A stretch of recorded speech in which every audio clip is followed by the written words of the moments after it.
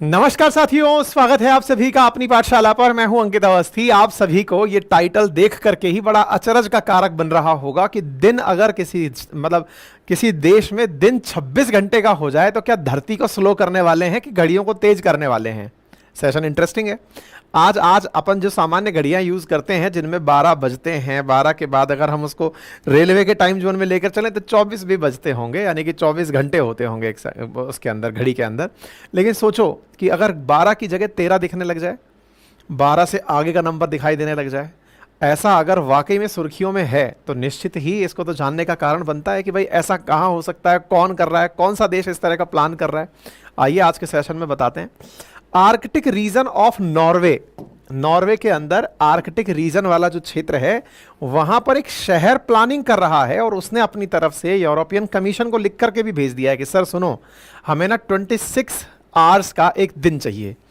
तो आप में से भी कुछ लोग कहेंगे कि सर आज तो हम अपनी पंचायत में भी करवाई दें इस तरह का कोई ना कोई फैसला कि साहब हमें दिन चाहिए, 26 घंटे का दिन चाहिए।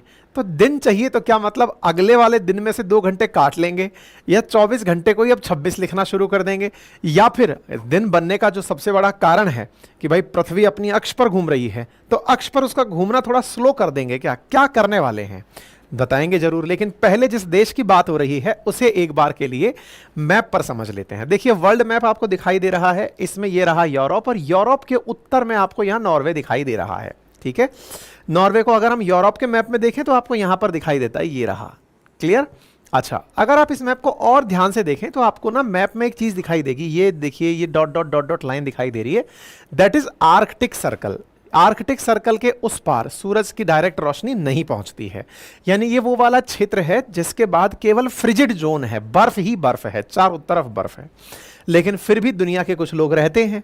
तो अगर नॉर्वे को ध्यान से देखें तो इसका जो टेम्परेट रीजन से आगे जो फ्रिजिड जोन वाला क्षेत्र है, इसमें इस पर्टिकुलर क्षेत्र को अगर और गहराई से देखें तो यहां पर एक छोटा सा शहर दिखाई देगा आपको, ये रहा, इसका नाम है वार्दो।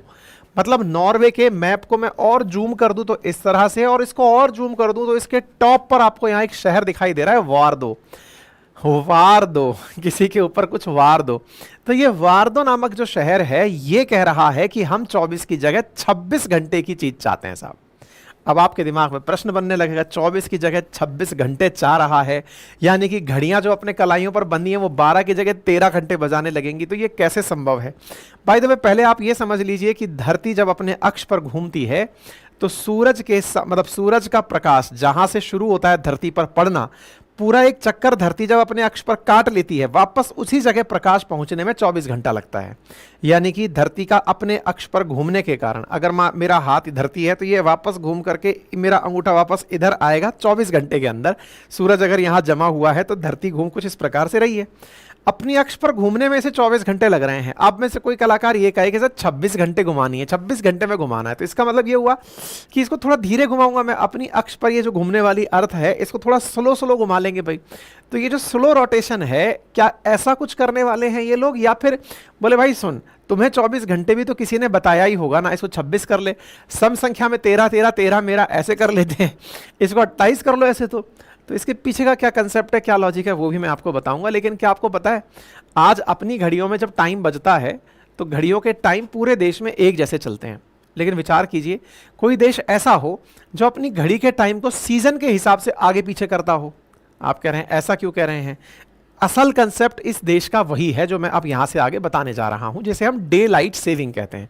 आप ये तो जानते ही हैं कि मतलब पूरी धरती के ऊपर 365 दिन का जो एक साल है उसके पीछे का कंसेप्ट है रेवोल्यूशन ऑफ अर्थ टुवर्ड्स सन, यानी कि सन के चारों तरफ जब पृथ्वी घूमती है तो वो पूरा चक्कर 365 दिन में कंप्लीट करती है, जिसके चलते 4 सीजन बनते हैं। और घड़ियों के अंदर जो सुई अपन ने व्यवस्थित कर रखी है वो 24 घंटे के हिसाब से अपनी सहूलियत के हिसाब से बांटी हुई है। दुनिया में टाइमिंग कैसे देखा जाता है, कौन से देश का टाइम कितना है, क्या है, इसके बारे में आप डिटेल में मेरे ज्योग्राफी के लेक्चर्स में पढ़ सकते हैं। जो हमारा ज्योग्राफी का कोर्स उपलब्ध है अपनी पाठशाला पर, मैंने ये डिटेल में कैलकुलेशंस कराई हुई हैं कि इंडिया में टाइम इतना है तो बताइए यूके में कितना होगा, यूएस में कितना होगा। इसके पीछे का कारण है धरती का 24 घंटे के अंदर इक्वल टाइम जोन्स में बंटना। पृथ्वी पर भारत जो है वो ग्रीनविच मीन टाइम से 5.5 घंटे आगे है, तो वो कैसे होता है, ये अपने आप में ज्योग्राफी का कुछ सीखने वाला पार्ट है। केवल टाइम जोन से ही समझ सकते हैं हम, कभी कभी बाद में इसके बारे में अलग से सेशन लेकर आएंगे। फिलहाल हम लौटकर वापस आते हैं नॉर्वे, और नॉर्वे के अंदर वार्दो जो कि चाहता है 24 से 26 घंटे बनाना। लेकिन जैसे मैंने थोड़ी देर पहले आपको एक जिक्र किया था, जिक्र क्या किया था कि अगर कोई देश अपने यहां पर टाइमिंग को आगे बढ़ाए तो कैसे बढ़ाए, यानी कि सीजन के हिसाब से किसी को अपना टाइमिंग बढ़ाना हो या घटाना हो तो कैसे किया जाता है। चलिए मैं आपको एक छोटा सा उदाहरण देता हूं। आप में से यदि कोई व्यक्ति टाइम को ऑब्जर्व करता हो तो अभी जैसे जैसे गर्मी आना शुरू हुई है, दिन जल्दी निकलना शुरू हो गया है। अगर आपने ऑब्जर्व किया हो तो आजकल 5 बजे उजाला हो जाता है। मतलब मैं राजस्थान का रहने वाला हूं, तो यह 5 बजे लगभग रोशनी सी दिखने लगती है। 5:30 बजे मतलब आपको प्रॉपर दिखना लग जाता है, बिना लाइट जलाए आपको दूर तक विजिबिलिटी होने लगती है ना। वहीं सर्दियों में 6:30-7 बजे तक विजिबिलिटी ढंग से नहीं आती। 6:30 बजे तक तो मतलब साफ दिखाई नहीं दे रहा होता। इंडिया की घड़ी की टाइमिंग की बात कर रहा हूं। लेकिन यदि आप में से कोई व्यक्ति, मैं तो राजस्थान में हूं जो कि भारत के पश्चिमी भाग में है, पूर्व की तरफ भारत से ट्रैवल करे, घड़ी यही पहनकर रखे, आज के टाइम में भी जिस समय मैं और आप बात कर रहे हैं, जिस समय 5:30 या 6 बजे राजस्थान में रोशनी दिखने लग जाती है, लोग एक दूसरे को बिना लाइट जलाए देख सकते हैं। अगर आप आसाम में पहुंच जाएं तो आसाम में यह पूरा घटनाक्रम लगभग 4:30 बजे ही हो जाएगा, और भी 4 बजे ही आपको बिना रोशनी के, मतलब बिना लाइट जलाए लोग दिखने लग जाएंगे 4 बजे ही दिन।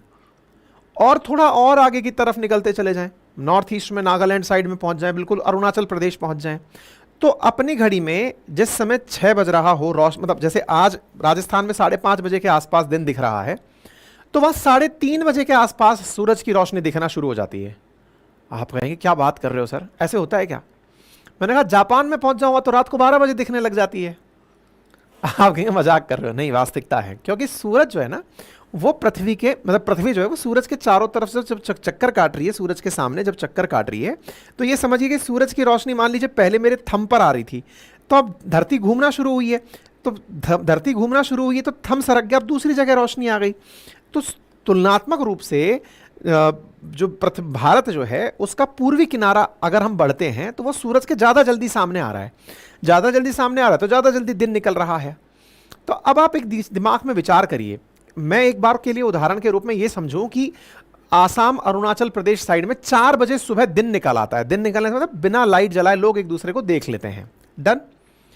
तो इसका मतलब ये हुआ कि 4 बजे दिन निकल आ रहा है उनका, तो दिन छिपता भी जल्दी होगा क्योंकि सन जल्दी रोशनी वहां पहुंचा रहा है, तो सन छिपता भी जल्दी होगा, बिल्कुल। शाम 5 बजे अंधेरा भी हो जाता है। आपके यहां पर शाम 7 बजे तक अंधेरा नहीं हो रहा, 7 बजे तक भी आप बिना लाइट जलाए एक दूसरे को देख रहे हैं। भाई दिन लेट निकला है तो लेट तक जल रहा है, वहां पर लेट निकला, जल्दी निकला है तो जल्दी खत्म हो रहा है। अब आप मुझे बताओ, अगर सरकार अपनी तरफ से यह कह दे कि सभी ऑफिसेज के टाइम सुबह 9 बजे से लेकर 5 बजे तक के हैं, दिमाग में लगाना, या सभी ऑफिसेज के टाइम सुबह 9 बजे से लेकर शाम 6 बजे तक के हैं, इंडिया में यह नियम लागू कर दिया जाए कंप्लीटली। हालांकि बहुत सी जगह लागू है भी कि 9 से 6 का ऑफिस है, अब 9 से 6 बजे ऑफिस जाना है। अब आप सोचो कि आसाम या अरुणाचल प्रदेश में जो व्यक्ति ऑफिस जाएगा वो शाम के 6 बजे अगर ऑफिस में बैठेगा तो उसके ऑफिस वालों को लाइट जलानी पड़ेगी। असल में हमारे जो ऑफिसेज होते हैं उनको डे टाइम में ही क्यों चालू किया जाता है, रात को ऑफिस क्यों नहीं चालू किए जाते? क्योंकि बिजली का खर्चा बचे, लाइट की जो नेचुरल लाइट है उसकी वजह से रोशनी रहे, बिजली ना जलानी पड़े, बिना बिजली के सारे काम होते रहें। यह सबसे बड़ा लॉजिक है।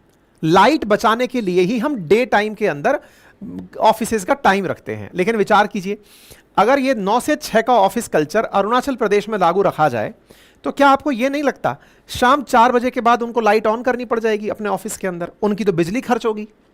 तो फिर बेस्ट तरीका क्या है? बेस्ट तरीका क्या आपको यह नहीं लगता कि उनके लोगों को, यानी अरुणाचल प्रदेश में जो भारत के लोग रह रहे हैं, उनसे कह दिया जाए कि आप 10 से 6, सरकार ने तो टाइम निकाल दिया कि आपको 10 से 6 बजे तक ऑफिस जाना है। एक काम करो ना, आप अपनी घड़ी को 2 घंटे आगे कर लो। अब दिमाग लगाना, अगर मेरी कहानी को समझ पा रहे हो तब तो ये सारी बातें आपको आसानी से समझ में आ जाएंगी, नहीं तो फिर सेशन व्यर्थ है आपके लिए। मैं आपसे ये कहूं कि अरुणाचल प्रदेश में रहने वाले लोगों को अगर ये दिक्कत आ रही है कि 6 बजे अंधेरा हो रहा है और सरकार ने आदेश दे दिया कि 10 से 6 ऑफिस खुलेगा, समाधान क्या है इसका? बोले सर जल्दी ऑफिस आ जाएंगे, हम लोग जल्दी चले जाएंगे। मैंने कहा पर भाई सरकार ने तो 10 से 6 का ही आदेश दिया हुआ है, अब क्या करें? तो फिर सर एक काम करते हैं, 10 से 6 का जो टाइमिंग है ना, सरकारी आदेश के अनुसार तो 10 से 6 ही रहने देते हैं, लेकिन हम अपने सुइयों को, घड़ी की सुइयों को 2 घंटे आगे बढ़ा लेते हैं, क्योंकि आपके यहां 6 बजे दिन निकल रहा है, हमारे यहां 4 बजे निकल रहा है, तो हम लोग अपनी घड़ी को आगे बढ़ा लेते हैं। आपके यहां जब 6 बज रहे होंगे, हमारे यहां 4 बज रहे होंगे, या फिर आपके तरीके से हम कर लेते हैं कि आपको यह समझ में आ जाए कि जब आपके यहां 4 बज रहे होंगे तो हमारे यहां 6 बजे होंगे। मतलब इस तरह से हम एक दूसरे को समझा लेते हैं, सुइयों को आगे पीछे कर लेते हैं, ताकि हमें 10 बजे की जगह 8 बजे ऑफिस जाने को मिल जाए और आपको यही लगता रहे कि हम तो 10 बजे ही ऑफिस आए हैं। अपनी सहूलियत के लिए हम घड़ी की सुइयों को आगे बढ़ा लेते हैं। साथियों, घड़ी की सुइयों के साथ छेड़छाड़, ये जो आपको सुनकर कहानी जैसी लग रही है, दुनिया के बहुत से देशों में की जाती है, और इसी छेड़छाड़ को ही डे लाइट सेविंग कहा जाता है। अफ्रीका के अंदर 3 देश, एशिया के अंदर 4 देश, इसी के साथ साथ ऑस्ट्रेलिया और पैसिफिक के अंदर 3 देश, 49 देश यूरोप के अंदर, 8 देश नॉर्थ अमेरिका के अंदर और 2 देश साउथ अमेरिका के अंदर डे लाइट सेविंग का उपयोग करते हैं। अर्थात ये लोग अपनी घड़ियों की टाइमिंग को आगे अथवा पीछे करने का साल में काम करते हैं। यानी गर्मी आई तो घड़ी की सुइयों को आगे बढ़ा दिया, सर्दी आई तो पीछे ले लिया, ताकि दिन के रोशनी में ऑफिस आवर्स का उपयोग किया जा सके। यह प्रक्रिया अगर आपको समझ में आ रही हो तो बेहतर है। दुनिया भर के बहुत से देश including America day light saving का उपयोग करता है, यानी कि घड़ी की सुइयों को साल में एक बार आगे पीछे करता है। गर्मियां आ गई, दिन जल्दी निकल रहा है, दिन बड़ा करने के लिए आगे बढ़ा दो, सुइयों को आगे सरका दो, सब पूरा मतलब देश जो है घड़ी मिला करके आगे बढ़ाता है। ठीक है साहब, डे लाइट सेविंग समझ में आ गया। अब सवाल बनता है कि एक ये चीज तो समझ में आ गई, लाइट का उपयोग करने के लिए घड़ी की सुइयों की छेड़खानी डे लाइट सेविंग कहलाती है। अब नॉर्वे क्या कह रहा है? नॉर्वे कह रहा है कि मुझे 26 घंटे की योजना पर काम करना है। बोले ऐसा क्यों? बोले लोगों को 24 घंटे कम पड़ जाते हैं साहब। अपने कई बार नहीं कहते यार तेरे को ये काम करने में क्या 24 घंटे भी कम पड़ गए क्या? बोले हाँ भाई साहब, ये वार्दो नाम का शहर जहां मुश्किल से 5000 लोग रहते हैं, इन्होंने दुनिया का ध्यान अपनी ओर आकर्षित कर लिया एक नई चीज छेड़ के कि हमको 24 घंटे थोड़े कम पड़ रहे हैं, हम 26 घंटे चाहते हैं। तब सब कईयों ने पूछा यार 26 घंटे अगर तुम वाकई में प्रैक्टिकली चाहोगे तो धरती का घुमाना स्लो करना पड़ेगा। भाई धरती अपनी अक्ष पर 24 घंटे में कंप्लीट घूमती है, तब जाके दिन कहते हैं।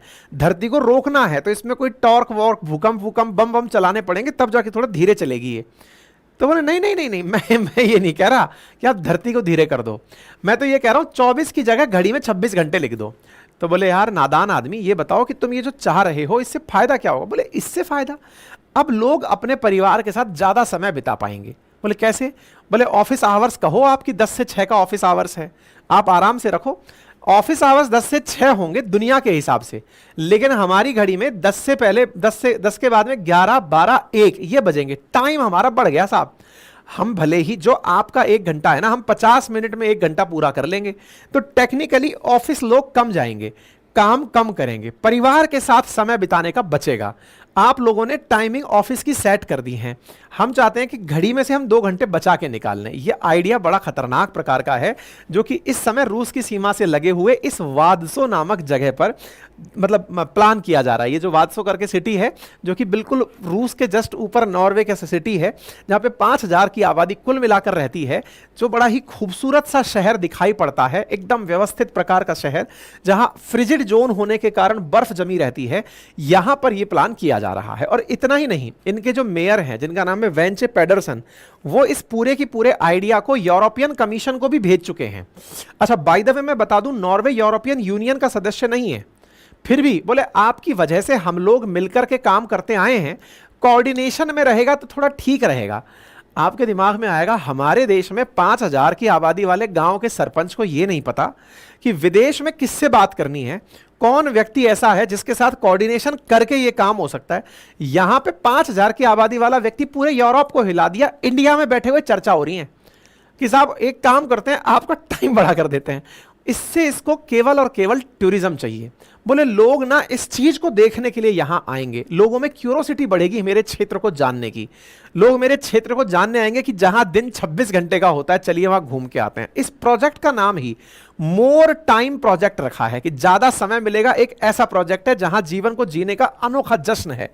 यूरोपियन यूनियन और यूरोपियन कमीशन को इन्होंने अपनी तरफ से आइडिया भेज दिया कि साहब करके देखो अगर कुछ बैठ जाए तो।